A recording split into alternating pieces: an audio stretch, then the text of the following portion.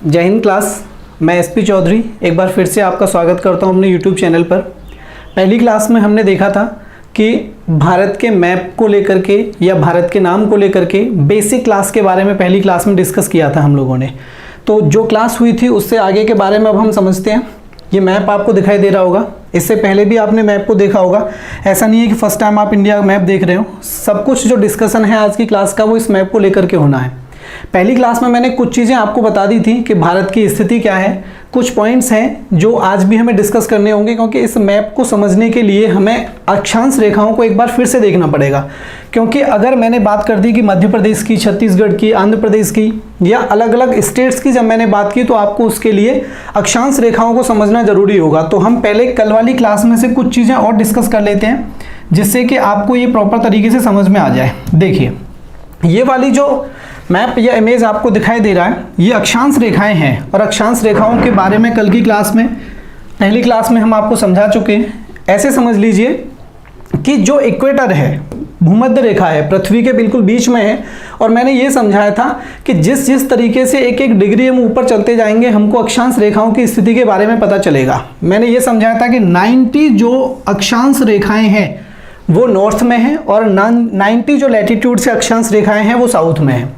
और ये चीज़ें आपको पहली क्लास में अच्छे से समझ में आ चुकी हैं। अब क्या करना था, हमें भारत की एग्जैक्ट लोकेशन के बारे में या लैटिट्यूड के बारे में समझना है। उसके लिए जैसे मान लीजिए कि ये इक्वेटर है, इस इक्वेटर से अगर हम ऊपर की तरफ चलते हैं, इक्वेटर से या भूमध्य रेखा से जब हम नॉर्थ पोल की तरफ जाएंगे या उत्तरी ध्रुव की तरफ जाएंगे, तो हम देखेंगे कि यहाँ पर पहली अक्षांश रेखा होगी, इसके बाद आगे की अक्षांश रेखा होगी, जिस तरीके से आपको दिखाई दे रही है।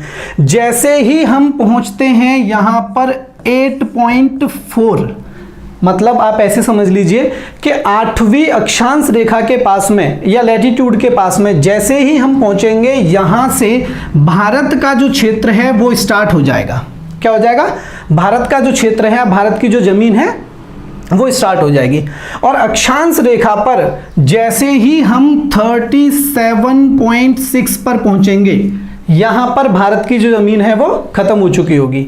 अक्षांश रेखाएं कुछ ऐसी काल्पनिक रेखाएं पृथ्वी पर खींची गई हैं या मानी गई हैं जो किसी भी देश की वास्तविक स्थिति को प्रदर्शित करती हैं, या उस देश की लोकेशन को अगर रिप्रेजेंट करना है हमें, तो अक्षांश रेखाओं को सही तरीके से समझना होगा। एक बार फिर से सुनेंगे।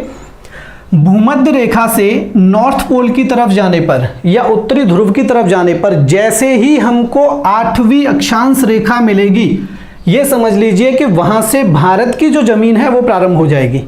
और जैसे जैसे आप ऊपर जाएंगे 9, 10, 11, 12, 20, 37.6 तक जैसे ही हम पहुंचेंगे, भारत की जमीन वहां तक खत्म हो चुकी होगी। इसका मतलब ये हुआ कि 8.4 पर भारत का दक्षिणी क्षेत्र प्रारंभ होगा, और 37.6 पर जब हम पहुंचेंगे वहां पर भारत का उत्तर का क्षेत्र खत्म हो चुका होगा। मतलब कि वहां से आगे भारत की कोई जमीन नहीं है। ऊपर वाला जो क्षेत्र है वो अफगानिस्तान का और चाइना का होगा।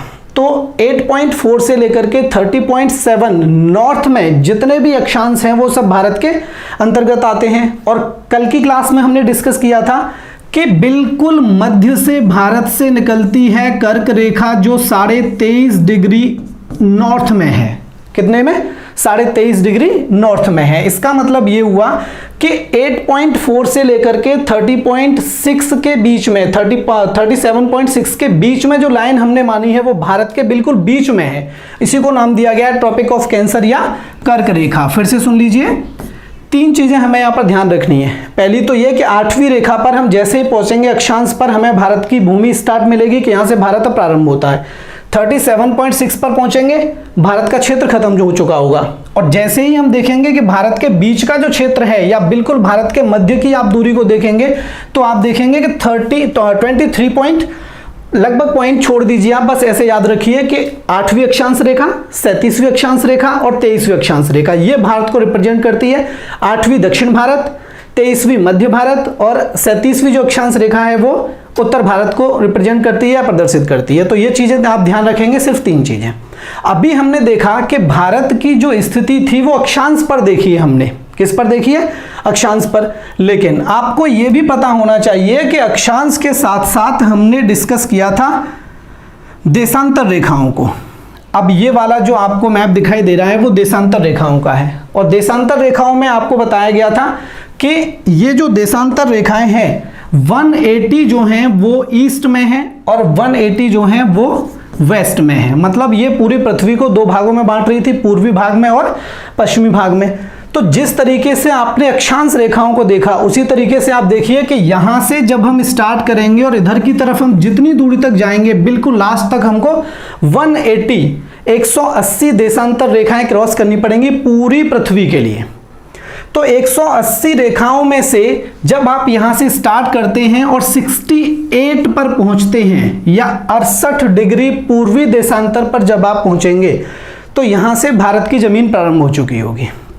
और जैसे ही आप 97 पर पहुंचते हैं इसका मतलब ये होगा कि अब भारत की जमीन जो है वो पूरी तरीके से समाप्त हो चुकी है और वहां से आगे भारत का कोई क्षेत्र नहीं है। अब आप देखिए इसको, यहां से मैंने ग्लोब को हटा दिया है, लैटिट्यूड और लॉन्गिट्यूड को हटा दिया है। अब आपको इस मैप पर ही सिर्फ देखना होगा कि हम किस जगह की बात कर रहे थे।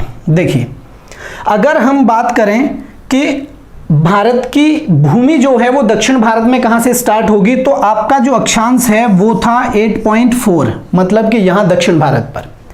उत्तर की तरफ अब जब जाएंगे तो 37.6 है, वहां पर भारत की जमीन है और वहां से आगे का जो क्षेत्र है वो भारत का नहीं है। वहां से जो आगे का क्षेत्र है वो भारत का आपको नहीं मिलेगा। देखिए एक बार फिर से ये मैप देख लीजिए आप, 8.4 से जब आप स्टार्ट करते हैं 37.6 तक जाएंगे, भारत का ये जमीन क्षेत्र होगा। पूरा विस्तार जो भौगोलिक विस्तार है भारत का वो सिर्फ इतना है। अगर पूर्व से पश्चिम की बात करेंगे तो 68 डिग्री गुजरात में होगा और 97 की तरफ जब हम जाएंगे तो ये वाला क्षेत्र होगा पूर्वी भारत का, जहां पर मिजोरम है, नागालैंड है, अरुणाचल प्रदेश है, ये वाला क्षेत्र होगा भारत का। अब एक चीज और बीच में आई थी 23.5 डिग्री। 23.5 डिग्री का मतलब था कर्क रेखा जो भारत के बिल्कुल बीच में से गुजरती है।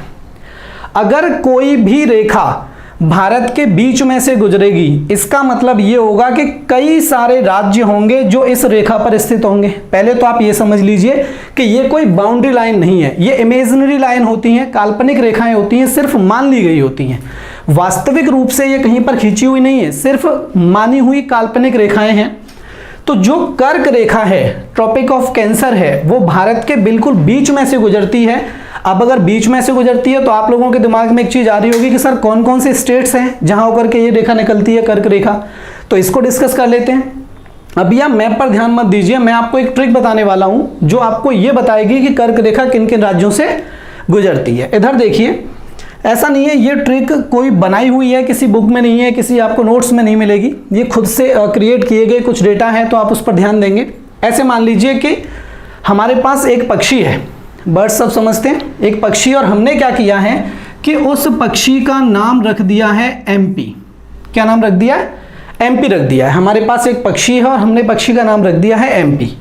अब जो एमपी नाम का पक्षी है हमारे पास, आप ऐसे लिखिए एमपी पक्षी गुजरात में। फिर से एक बार साथ बोलेंगे आप, ये लिखा हुआ है एमपी पक्षी गुजरात में। ये एक लाइन है जो आपको ये बताएगी कि कौन कौन से राज्य हैं जिनसे होकर के कर्क रेखा निकलती है। देखो एमपी का मतलब सब लोग जानते हैं, मध्य प्रदेश हो गया। अभी आप मैप की तरफ देखिएगा, पहले आप ये समझ लो, उसके बाद आप देखिएगा कि कौन सा स्टेट कहां पर है। मध्य प्रदेश हो गया, प से मतलब है पश्चिम बंगाल, छ से मतलब है छत्तीसगढ़, ग से मतलब है गुजरात, ज से मतलब है झारखंड, रा से मतलब है राजस्थान, त से मतलब है त्रिपुरा और म से मतलब है मिजोरम। ध्यान रखिएगा, म से है मिजोरम। आप मेघालय नहीं समझेंगे, आप किसी और मणिपुर के बारे में नहीं समझेंगे। जो म लास्ट वाला लिखा हुआ है वो मिजोरम को रिप्रेजेंट करता है। एक बार साथ में बोलेंगे, एमपी का मतलब मध्य प्रदेश, पक्षी का मतलब प है पहले तो पश्चिम बंगाल, छत्तीसगढ़, गुजरात, झारखंड, राजस्थान, त्रिपुरा और मिजोरम। ये वो स्टेट्स हैं। आप सिर्फ एक लाइन याद रखनी है आपको, एमपी पक्षी गुजरात में। अगर आपसे कोई कहे कि भाई केरल से कर्क रेखा गुजरती है, तो आपको पता है आपकी ट्रिक में केरल आता ही नहीं है, केरल से नहीं गुजरती। किसी ने कहा कि क्या उत्तराखंड से गुजरती है? उत्तराखंड भी आपकी ट्रिक में नहीं आता है। बस आपको एक लाइन याद करनी थी, एमपी पक्षी गुजरात में। किसी ने कहा गुजरात, बिल्कुल आता है। किसी ने कहा त्रिपुरा, तो गुजरात का जो त था वो त्रिपुरा को रिप्रेजेंट कर रहा था, मतलब कि त्रिपुरा से कर्क रेखा गुजरती है। बस आपको एक लाइन याद रखनी थी, एमपी पक्षी गुजरात में। अब इस लाइन के बाद आप मैप देख सकते हैं। इस मैप में आप देखेंगे कि पहला राज्य था मध्य प्रदेश। मध्य प्रदेश नाम ही इसलिए दिया गया है क्योंकि भारत के बिल्कुल मध्य में है, बिल्कुल बीच में है, मिडिल में है, सिचुएटेड है, इसीलिए इसको मध्य प्रदेश नाम दिया गया। उसके बाद है पश्चिम बंगाल, देख लीजिए आप, वेस्ट बंगाल ये वाला क्षेत्र है। इसके बाद है छत्तीसगढ़, छत्तीसगढ़ देखिए ये वाला राज्य है। इसके बाद है गुजरात, गुजरात देखिए ये वाला स्टेट है भारत का। उसके बाद है झारखंड, झारखंड जब आप देखेंगे तो ये वाला क्षेत्र है, बिहार से अलग हुआ है तो बिहार को टच कर रहा होगा। इसके बाद है राजस्थान, राजस्थान देखिए ये है जो पाकिस्तान के साथ बॉर्डर बनाता है। इसके बाद का जो स्टेट था वो था त्रिपुरा। त्रिपुरा की तरफ जब आप जाएंगे तो ईस्ट में मिलेगा आपको, बांग्लादेश को टच करता हुआ, ये त्रिपुरा है। और लास्ट में था मिजोरम। अगर लास्ट में मिजोरम लिखा है तो मिजोरम लास्ट में ही होगा, बिल्कुल देखिए ये वाला। एक बार फिर से डिस्कस कर लेते हैं हम इस चीज को कि एमपी पक्षी गुजरात में जो ट्रिक है वो किस लिए है। पहली बात वो है कर्क रेखा के लिए। किसके लिए? कर्क रेखा के लिए। कर्क रेखा पर कौन कौन से राज्य आते हैं?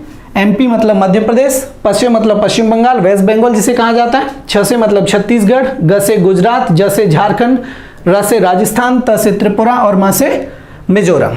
यहां तक आपको समझ में आता है? एक लाइन में हम जो अभी मैंने कराया उसको समझ लेते हैं। भारत की स्थिति, अगर कोई अक्षांश की बात करता है तो उत्तरी अक्षांश जो होगा भारत का वो 8 अक्षांश से लेकर के 37 तक जाएगा। एग्जैक्ट फिगर 8.4 से लेकर के 37.6 तक होगा। अगर आप देशांतर की बात करेंगे तो पूर्वी देशांतर जो होगा भारत का वो 68.7 से लेकर के 97.25 तक जाएगा। कहां तक जाएगा? 97.25 तक जाएगा। तो ये भारत का विस्तार है। लेकिन अब सबसे जरूरी चीज, आपने कर्क रेखा के बारे में समझ लीजिए, भारत के विस्तार के बारे में समझ लिया, लेकिन एक चीज जरूरी जो है आपके सामने वो क्या है वो समझ लीजिए। देखो मैं भी इसको हटा देता हूं। जब आप इसके बारे में देखेंगे तो कुछ चीजें आपको कंफ्यूजन क्रिएट करेंगी आपके लिए, और वो क्या होंगी वो समझ लीजिए। वो ये होंगी कि सामान्य सी चीज पर या किसी सामान्य पेपर में जब वो पूछता है तो वो ये पूछता है कि भारत का विस्तार बताइए, और भारत का विस्तार आपको पता है कि साउथ में जो भारत का विस्तार है, भारत का जो विस्तार है, देखिए भारत का जो विस्तार है साउथ में वो आपको पता था कि 8 पे है। कहां पर है? 8 पर है। भारत का जो विस्तार था वो 8 पर है। लेकिन कुछ चीजें बहुत ज्यादा कंफ्यूजन क्रिएट करती हैं, और वो कब करती हैं आपकी समझ में अब आएगा। देखिए यहां पर ये वाला जो क्षेत्र है, ध्यान से देखिएगा, यहां पर 8.4 मैंने आपको बताया था क्योंकि भारत का जो क्षेत्र है वो यहां पर है।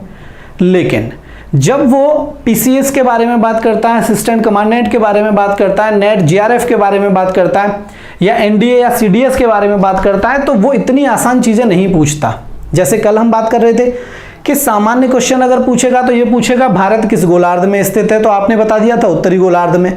लेकिन जब ज्यादा डिस्कशन किया तो हमने देखा कि वही आंसर नॉर्थ ईस्ट हो गया, उत्तर पूर्व हो गया। कल हमने बताया था आपको कि पहले तो उत्तरी गोलार्ध में था, लेकिन जब उसको ज्यादा डिस्कस किया, डेप्थ में लेकर के गए, तो पता चला नॉर्थ ईस्ट आंसर हो गया।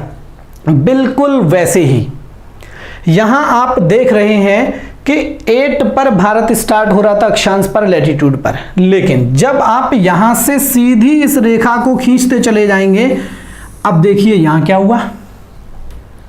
जो अंडमान निकोबार वाला क्षेत्र है, कल मैंने डिस्कस किया था उस क्लास में कि भारत की जो मुख्य भूमि की समुद्र तटीय लंबाई थी वो थी 6100 किलोमीटर। कितनी?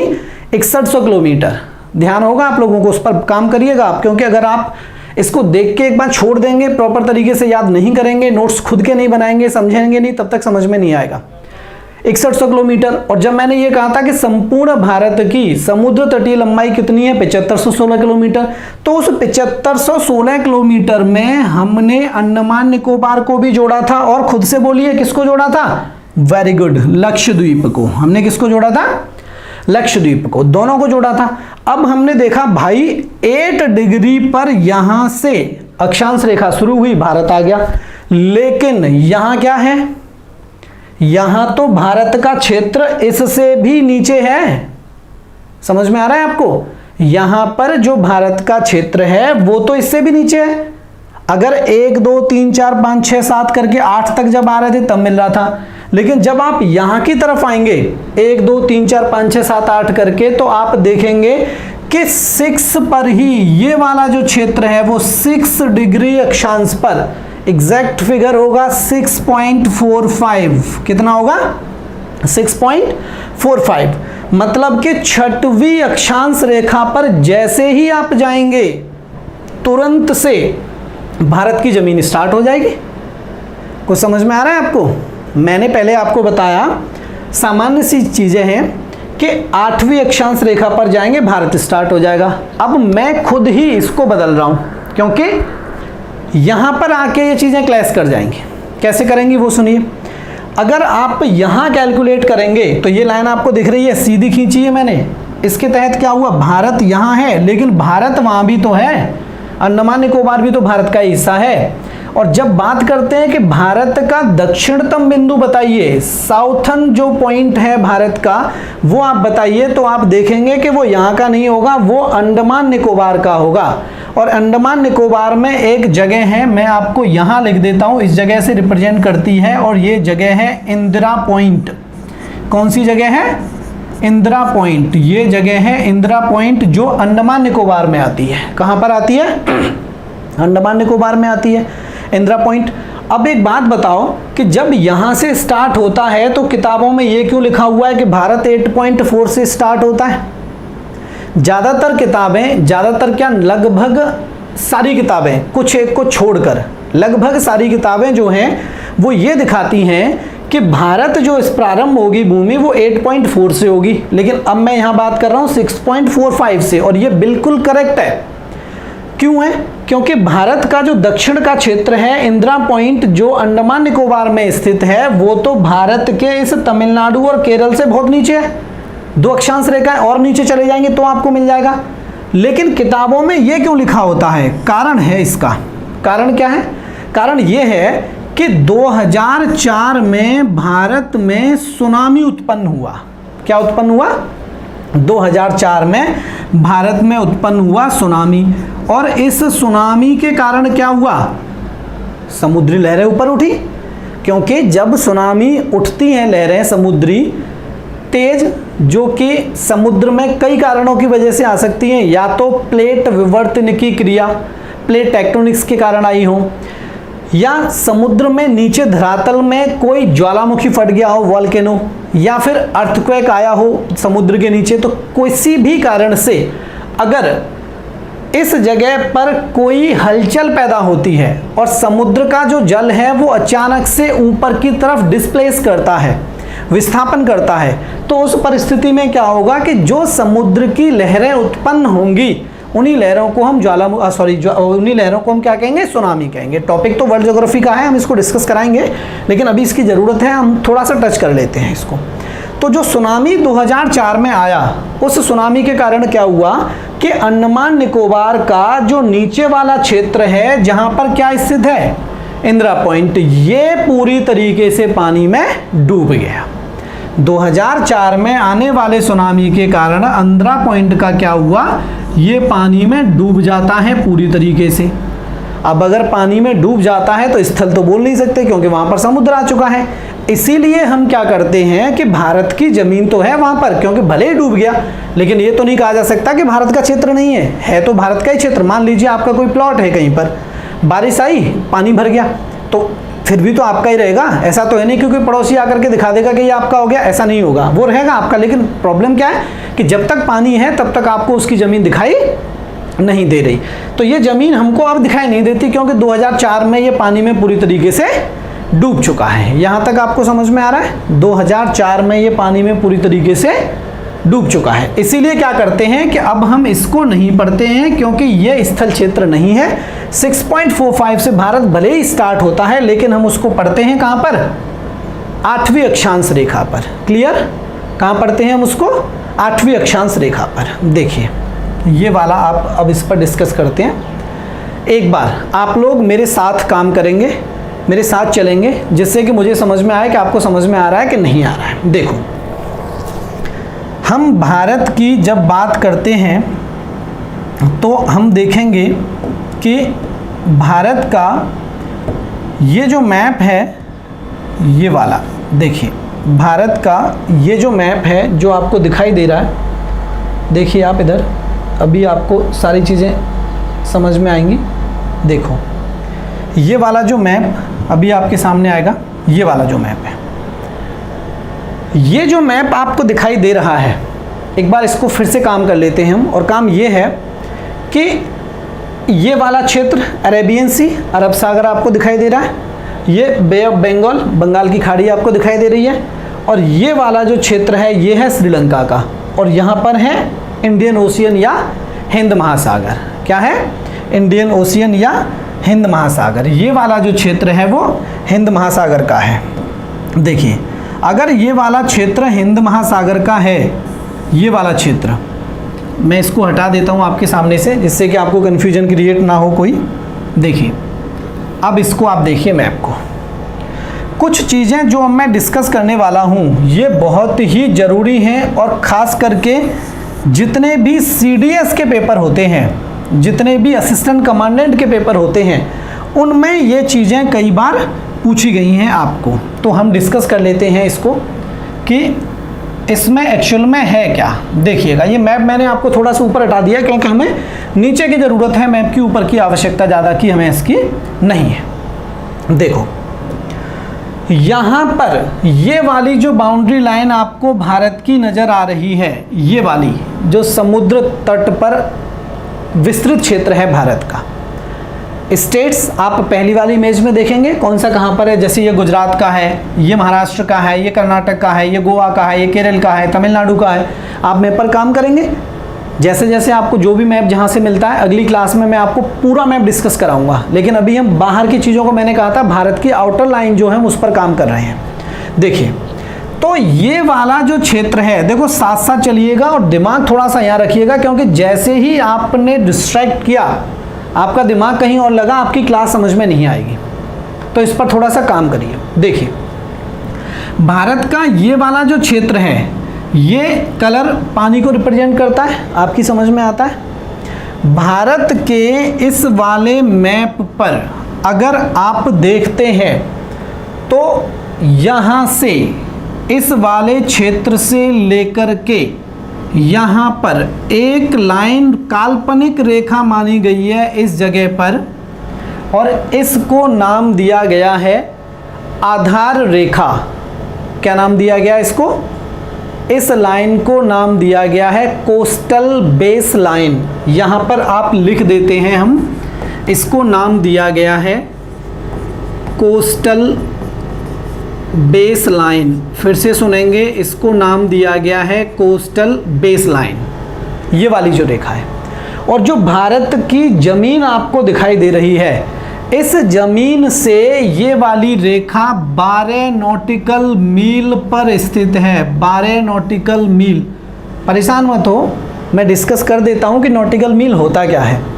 समुद्र में जो दूरी नापी जाती है वो किलोमीटर में नहीं नापी जाती, बल्कि हम उसका मेजरमेंट जो कर रहे होते हैं वो नॉटिकल मील में कर रहे होते हैं। और एक नॉटिकल मील का मतलब, फिर से सुन लीजिए, जब हम बात करेंगे कि एक नॉटिकल मील कितना होता है, तो इसका मतलब होता है 1.85 किलोमीटर। 1.85 किलोमीटर, ध्यान दीजिएगा, एक नॉटिकल मील का मतलब होता है 1.85 किलोमीटर। फिर से सुन लीजिए, एक नॉटिकल मील मतलब 1.85 किलोमीटर। तो इस भारत के क्षेत्र से 12 नॉटिकल मील की तरफ जब आप जाएंगे तो आपको ये देखने को मिलेगा कि यहाँ वाला जो क्षेत्र है वो कहलाता है कोस्टल बेसलाइन, आधार रेखा। आधार रेखा क्यों मानी गई है? देखो ये भी वास्तविक रेखा नहीं है, ये भी काल्पनिक रेखा ही है, क्योंकि यहाँ ये वाला जो क्षेत्र आपको बाउंड्री दिखाई दे रही है, देखो आपने कभी कोई बीच देखा है, समुद्र? अच्छा ठीक है, मूवीज में देखा होगा, समुद्र की जो लहरें होती हैं वो जमीन पर 24 घंटे नहीं टिकी रहती, बल्कि क्या होता है, समुद्री लहरें कभी पीछे की तरफ चली जाती हैं, तो पानी जमीन का जो हिस्सा है, भारत का जो मुख्य भूमि का हिस्सा है, उससे बहुत पीछे चला जाता है। लेकिन जैसे ही समुद्र की लहरें फिर से आगे आ रही होती हैं तो वो फिर ऊपर तक आ जाता है। मतलब यहाँ पर हर समय पानी नहीं रहेगा, इसलिए हमने आधार रेखा को 12 नॉटिकल मील माना है। इसका मतलब ये होगा कि इतने किलोमीटर पर तो अब पानी यहाँ पर हमेशा रहेगा ही रहेगा। यहाँ तक आपको समझ में आ रहा है? क्योंकि पानी अगर समुद्री लहरों से ऊपर भी चला जाता है, पीछे भी चला जाता है, तब भी 12 नॉटिकल मील पर तो पानी बना रहेगा। यहाँ पर जो पानी बना रहेगा, तो जो आधार रेखा वाला क्षेत्र है ये और जो मुख्य भूमि वाला क्षेत्र है, इन दोनों के बीच में जो पानी या जल स्थित रहता है, इसको नाम दिया गया है आंतरिक जल। क्या नाम दिया गया है? आंतरिक जल। इसको बोलते हैं इंटरनल वाटर या आंतरिक जल, जो किस किस के बीच में, भारत की भूमि के और आधार रेखा के बीच में है। ये भारत की भूमि के और आधार रेखा के बिल्कुल बीच में है ये वाला क्षेत्र। अब क्या होता है, जैसे ही हम इससे आगे जाते हैं, जैसे ही हम इस आधार रेखा से आगे जाते हैं, कितना एक्सटेंड करते हैं, आधार रेखा वाले क्षेत्र से जब हम आगे जाएं तो यहाँ से जैसे ही हम 24 नॉटिकल मील की तरफ जाएंगे, मैंने थोड़ा छोटा कर दिया है इसको क्योंकि बड़े पर ये मैप पर आता नहीं, थोड़ा सा बड़ा कर लेते हैं आपकी समझ में आ जाए। देखिए, तो जब हम यहाँ पर पहुँचते हैं 24 नॉटिकल मील पर, तो हमने क्या किया कि यहाँ पर एक काल्पनिक रेखा मान ली और इसको नाम दिया गया है कॉन्टिग्यूअस जोन। फिर से सुनेंगे, मैं यहाँ लिख देता हूँ आपके सामने। ये वाली रेखा जो है ये है कॉन्टिग्यूअस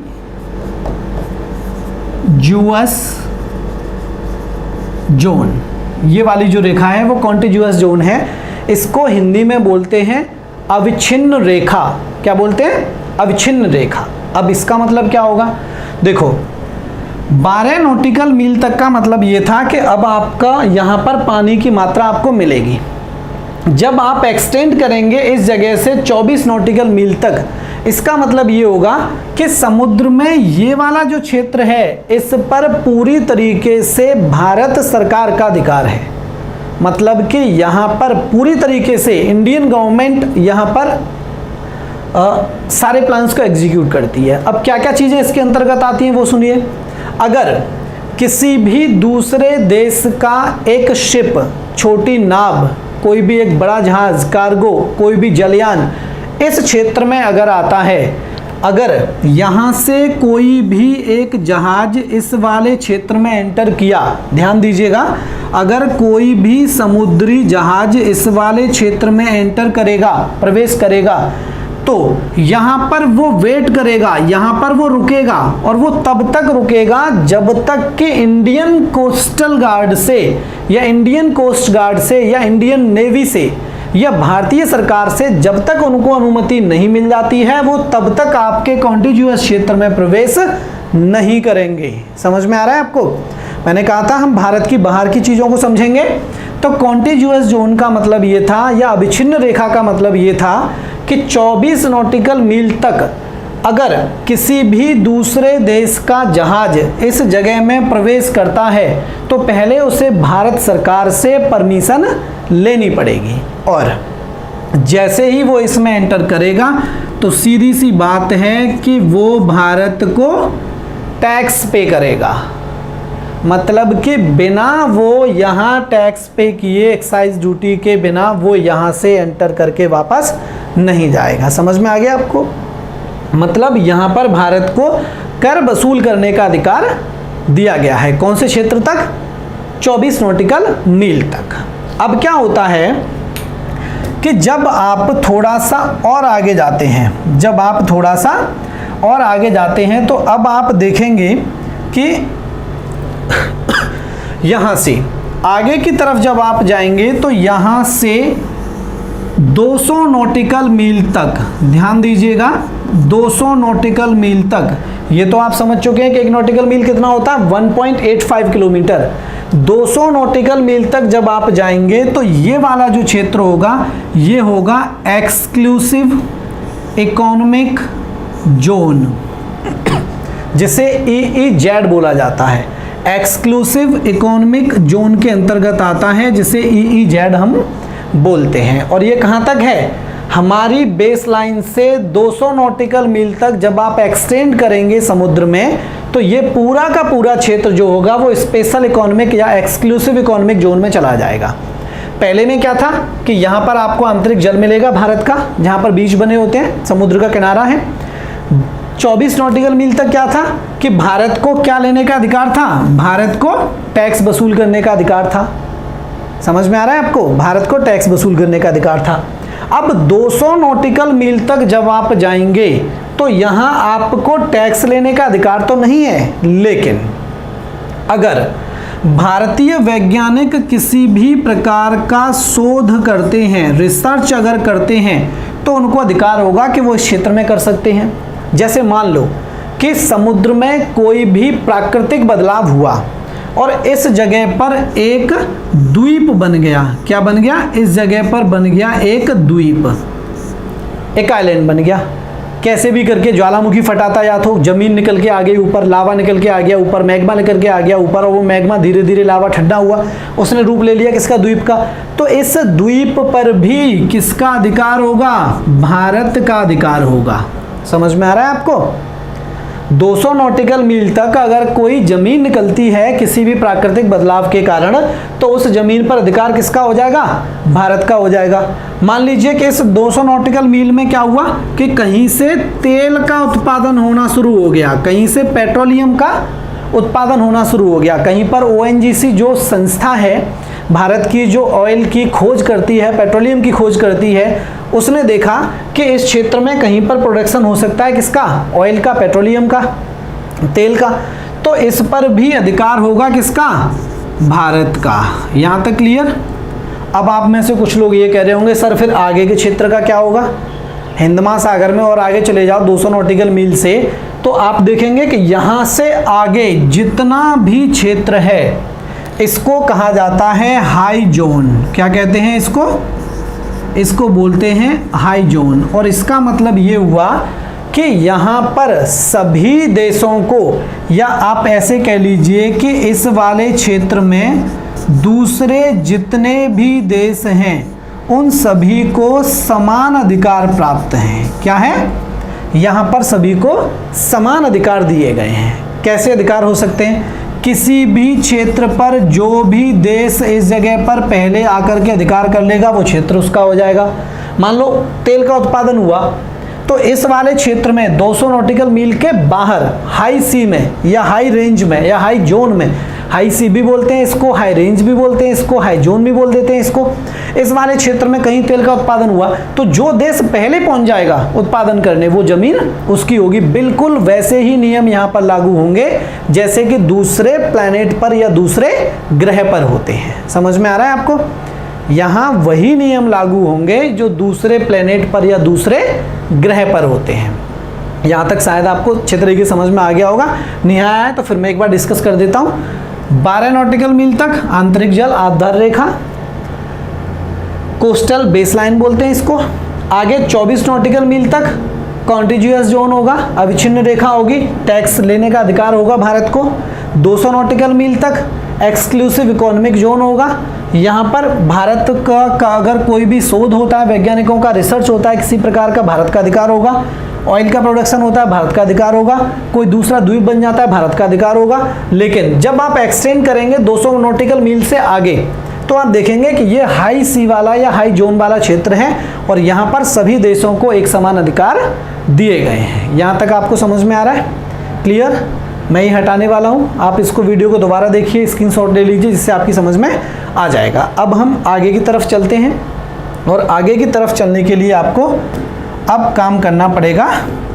देखिए अब आपको भारत के हम आगे के हिस्सों पर लेकर के जाएंगे और हम इस पर काम करेंगे। अब देखिए इधर इस वाले क्षेत्र पर काम करेंगे। हमें कुछ स्टेट्स देखने हैं। यहाँ पर क्या देखना है, हमें भारत के कुछ स्टेट्स देखने हैं जो कि आपको मैप के बारे में अच्छे तरीके से समझाने का काम करेंगे। देखिए हम थोड़ा सा मैप को देख लेते हैं इस वाले को। देखो मैप, कल हमने ये कहा था कि आउटर सीमा पर, तो समुद्र को आपने देख लिया, आधार रेखा को आपने देख लिया। अब आपको वो स्टेट्स देखने हैं जो अलग अलग देशों को भारत के स्पर्श कर रहे होते हैं, या भारत अलग अलग देशों को टच कर रहा होता है। 7 देश हैं, कौन कौन से देखिए, कल की क्लास में भी मैंने आपको बताया था। एक तो है पाकिस्तान वाला क्षेत्र, कौन सा है, पाकिस्तान वाला क्षेत्र। एक अफगानिस्तान वाला क्षेत्र, देखो अफगानिस्तान में ये वाला जो क्षेत्र है बिल्कुल ऊपर, लगभग 111-12 किलोमीटर का जो क्षेत्र है वो भारत को टच कर रहा होता है। देखो आप इसको देखिएगा, बहुत ही ये लाइन यहाँ से आएगी निकल के, और ये वाला जो क्षेत्र है ये अफगानिस्तान वाला क्षेत्र है, तो 112 किलोमीटर का।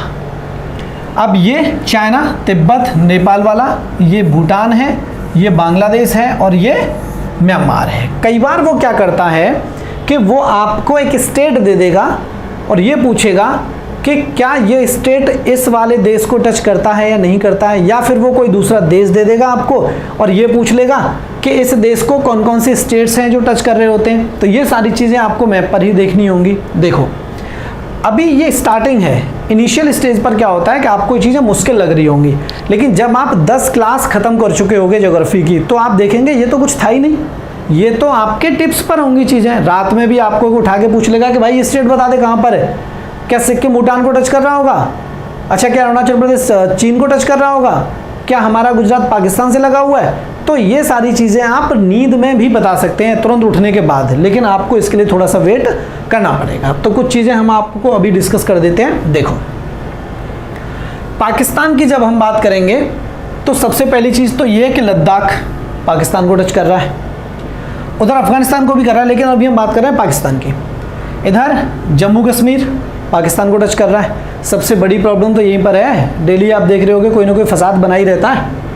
पंजाब, राजस्थान और गुजरात, ये वाले जो क्षेत्र हैं वो पाकिस्तान को टच कर रहे होते हैं। अब आप बात करेंगे नेपाल की, तो नेपाल में देखो उत्तराखंड है, उत्तर प्रदेश है, बिहार है, सिक्किम है और पश्चिम बंगाल का कुछ क्षेत्र, क्योंकि वेस्ट बंगाल जो है वो यहाँ से स्टार्ट होता है, देखिए आप, और ऊपर तक यहाँ तक जाता है। यहाँ पर पाकिस्तान नेपाल का जो क्षेत्र है इस जगह पर है पश्चिम बंगाल का दार्जिलिंग क्षेत्र। कौन सा है, दार्जिलिंग जो क्षेत्र है वो इसी जगह पर स्थित है, दार्जिलिंग जो क्षेत्र है वो इसी जगह पर स्थित है, तो पश्चिम बंगाल भी हो गया। ऐसे ही आपसे किसी ने पूछा कि अब ये बता दो कि अरुणाचल प्रदेश चाइना को टच करता है कि नहीं करता है। आपको पता है कि अरुणाचल प्रदेश ये और ये पूरा का पूरा क्षेत्र किसका है, चाइना का है। तो देखो कुछ लोगों को अभी थोड़ा सा बोरिंग लग रही होगी कि मैं बेसिक चीज़ें बता रहा हूँ, लेकिन मैंने आपको बताया था कि हमारी जो क्लास होगी वो बिल्कुल शून्य से होगी, बिल्कुल जीरो से स्टार्ट होगी। हमारा पर्पज़ है उन लोगों को चीज़ें सिखाना जिनको नहीं आती हैं। तो आप थोड़ा सा पेशेंस रखिए जिन लोगों को थोड़ी चीज़ें आती हैं, क्योंकि धीरे धीरे सब्जेक्ट आगे बढ़ेगा। आपको कुछ चीज़ें नई भी मिली होंगी आज, जैसे मैंने आपको बताया कि बेस लाइन क्या है, कोस्टल क्षेत्र क्या है, एक्सक्लूसिव इकोनॉमिक जोन क्या है। तो वो सारी चीज़ें धीरे धीरे आपके साथ जुड़ती चली जाएंगी, पॉइंट्स बढ़ेंगे और आपको एक सब्जेक्ट प्रॉपर मात्रा में आपको ये मिलेगा कि ज्योग्राफी कोई भी क्वेश्चन आपका इससे बाहर नहीं जाएगा, ये प्रॉमिस है मेरा। लेकिन आपको थोड़ा सा साथ देना पड़ेगा, कॉपरेट करना पड़ेगा, चीज़ों को समझना पड़ेगा, कई बार देखना पड़ेगा ये वीडियो, तब सारी चीज़ें आपकी समझ में आएंगी। तो आपने ये देख लिया। अब अगली क्लास में जब आप आएंगे तो आप खुद से काम करके लाएंगे, और वो काम ये होगा कि आपको वो स्टेट्स देखने होंगे जो भारत के समुद्र को टच कर रहे हैं। फिर से सुन लेंगे, अगली क्लास में आप मैप लेकर के बैठेंगे किसी भी पब्लिकेशन का, और उसमें आप मुझे खुद बताएंगे कि गुजरात समुद्र को टच करता है, महाराष्ट्र समुद्र को टच करता है, गोवा समुद्र को टच करता है, कर्नाटक, केरल, तमिलनाडु, आंध्र प्रदेश, उड़ीसा। तो ऐसे कौन कौन से स्टेट्स हैं जो समुद्र को स्पर्श कर रहे होते हैं, आप इन पर काम करके लाएंगे। अभी 2 चीज़ें मैं आपके सामने डिस्कस कर देता हूं यहाँ पर, वो क्या है ये देख लीजिए। अगर मैं ये पूछूं आप लोगों से कि ये बताइए कि भारत के ऐसे कितने स्टेट्स या राज्य हैं जो कि ना तो किसी दूसरे देश को टच करते हैं और ना ही समुद्र तट को। क्वेश्चन फिर से सुन लीजिए, ऐसे कितने राज्य हैं भारत के जो न तो किसी इंटरनेशनल बाउंड्री को टच कर रहे होते हैं और ना ही समुद्र तट को? क्लियर? मैप पर देख लीजिए, मैं डिस्कस कर देता हूं। देखो, हरियाणा आपको दिखाई दे रहा है, न तो समुद्र को टच कर रहा है न दूसरे देश को। दिल्ली वही कंडीशन, न दूसरे देश को टच कर रहा है न समुद्र को। मध्य प्रदेश, झारखंड, छत्तीसगढ़ और तेलंगाना, मतलब कि 1, 2, 3, 4, 5 और 6। भारत में 6 राज्य, 6 स्टेट्स ऐसे हैं जो न तो समुद्र को कहीं पर स्पर्श कर रहे होते हैं और ना ही किसी दूसरे देश को टच कर रहे होते हैं। क्लियर? फिर से देख लेंगे एक बार। हरियाणा, दिल्ली, मध्य प्रदेश, छत्तीसगढ़, झारखंड और तेलंगाना। अच्छा, ये कौन सा क्वेश्चन था कि किसी को स्पर्श नहीं करते। अब क्या हुआ? अब आपको चीजें घुमा के पूछ ली जाएंगी। अब वो ये पूछता है, अच्छा ये ऐसे वाले राज्य बता दो जो दूसरे देश को भी टच कर रहे हैं और समुद्र को भी टच कर रहे हैं। देखो, आपने कहा मान लीजिए उत्तर प्रदेश, क्या होगा? एक तो कंडीशन फॉलो हो रही है कि भाई देश को तो टच कर रहा है लेकिन वो क्या कह रहा है? दोनों को टच करे, समुद्र को भी करे। यहाँ तो समुद्र है ही नहीं, इसका मतलब यूपी इस वाली कंडीशन को फॉलो नहीं कर सकता। समझ में आ गया जो मैं पूछना चाह रहा हूँ? मैं पूछना चाह रहा हूँ कि दोनों को टच करे, और दोनों को टच कौन कौन से कर रहे हैं बोलिए? कुछ लोगों का आंसर है वेरी गुड, गुजरात। देखो, इधर पाकिस्तान को भी स्पर्श कर रहा है तो एक देश हो गया, और इधर ये स्पर्श कर रहा है किसको? अरेबियन सी को। मैं यहाँ लिख देता हूँ, ये है अरब सागर। अरब सागर को भी स्पर्श कर रहा है और ये उधर पाकिस्तान को भी स्पर्श कर रहा है। अब तो दिमाग चला तुम लोगों का। अब आप दूसरा खुद देखिए, 2 स्टेट हैं ऐसे, एक मैंने आपको बता दिया गुजरात, ठीक है, वेरी गुड। ये है पश्चिम बंगाल, वेस्ट बंगाल। देश बांग्लादेश को टच कर रहा है और समुद्र बे ऑफ बंगाल, बंगाल की खाड़ी को स्पर्श कर रहा है। क्लियर? इतनी सारी चीज़ें मैंने आपको आज बता दी हैं, ये बेसिक है। इसको आप पहली क्लास का ही सेकंड पार्ट समझिए, ज्योग्राफी की पहली क्लास का सेकंड पार्ट समझिए। इसमें कुछ चीज़ें जो बाकी हैं वो आप खुद से करेंगे कि कौन सा स्टेट कहाँ पर है। तो इन स्टेट्स के बारे में और इन सभी स्टेट्स की राजधानियों के बारे में आप खुद से कोशिश करेंगे, करके लाएंगे। अगली क्लास में मैं आपको ये सारी चीज़ें समझा दूंगा। बेसिक जो था भारत का वो ख़त्म हो चुका है। नेक्स्ट क्लास में हम पढ़ेंगे कि किस किस देश के साथ कौन कौन सी बाउंड्री लाइन है, जैसे रेड क्लिफ है, डूरंड है, मैकमोहन है, जीरो लाइन है, पाक स्ट्रेट है। ये कौन कौन से देश को भारत से अलग करती हैं, कौन कौन सी रेखाएं किस किस देश को भारत के साथ जोड़ती हैं, हम इस पर काम करेंगे। तो आज आप सिर्फ इसी को पढ़ेंगे, और जो चीज़ें समझ में नहीं आ रही हैं आप कमेंट छोड़िए, अगली क्लास में उनको इंक्लूड कर लिया जाएगा। क्लियर? थैंक यू, जय हिंद।